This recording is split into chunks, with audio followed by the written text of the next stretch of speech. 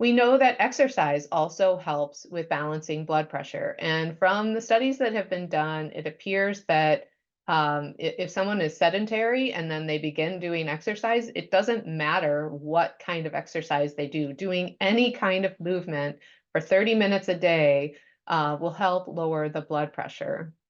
And one of the reasons for this is that the exercise, obviously, your body is adapting to the stress, the physical stress, and it's making the heart stronger. And then that's going to work better to help keep the blood pressure low. The other thing that helps from exercise is that you get an increased parasympathetic state as a result of your body relaxing after the exercise.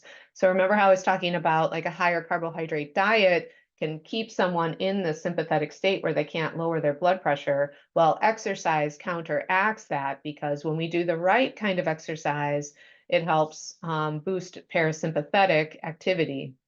And I say the right kind of exercise because the right kind of exercise for a person may change as they're aging or going through different life stages.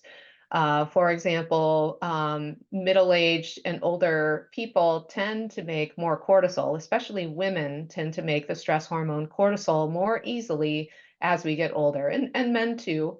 Um, and so if we're doing a lot of extensive cardiovascular exercise, then in response, our body has to make a lot more cortisol. And that can work against this parasympathetic benefit that we're looking for from exercise. So sometimes people can burn out from too much and especially too much cardio. And it can be helpful to focus on strength training instead, which doesn't typically induce the same amount of cortisol production.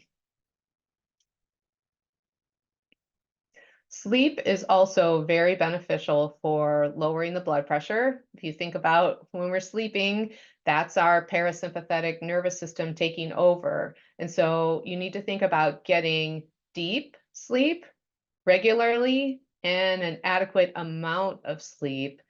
So for most people who generally have good sleep habits, this might mean just setting aside more time at night to unwind, making sure you're not under bright lights at night, using a red light or using blue blockers can help accomplish that goal. Making sure the temperature in your bedroom is good and the lights are dim, etc.